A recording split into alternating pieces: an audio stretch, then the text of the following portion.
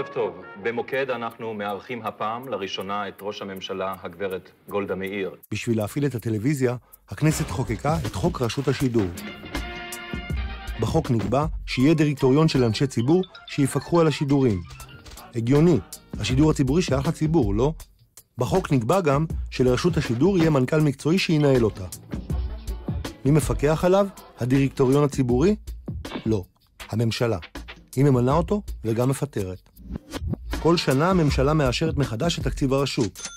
אם משהו או מישהו לא מוצא חן בעיניה, היא יכולה פשוט לא לאשר את זה. אין תקציב. התוצאה פשוטה. אם הממשלה מחזיקה את היד על הברז, ממנה וגם מפטרת את כל המנהלים, הם עובדים בשבילה, לא בשבילנו. בן גוריון מינה את מזכירו יצחק נבון, שעבר על מהדורות החדשות ואישר אותן לשידור. מנחם בגין מינה את טומי לפיד, שאסר להראות את אנשי אש"ף בטלוויזיה. מה זה חשוב לשמוע מה אומר הצד השני? יצחק שמיר פשוט מינה למנכ"ל את יועץ התקשורת שלו, אריה מקל. שמיר גם קבע אישית מי יהיו הכתבים שמסקרים את משרד ראש הממשלה. ביבי מינה את אורי פורט. פורט לא היה צריך שיסבירו לו בשביל מי הוא עובד. כאשר שודרה כתבה בה נראה ראש הממשלה נתניהו מנופף להמון הצועק מוות לערבים, הדיח מיד את עורך מהדורת החדשות וסגנו.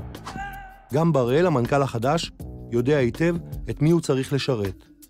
מיד עם כניסתו לתפקיד מינה את אורי דן, מקורבו של ראש הממשלה, לפרשן המרכזי ביומן השבוע. מכיוון שראש הממשלה כמנהיג הוא חסר תחליף היום, בין השאר בגלל יכולתו למנוע סכנת מלחמת אזרחים בארץ ישראל. אז ראש הממשלה לא יודע את כל מה שאתה אומר? את צריכה לשאול בבקשה את ראש הממשלה. הייתי שמחה, הוא לא נמצא כאן, לכן אני שואלת אותך. אני לא דובר שלו, אני ידיד שלו.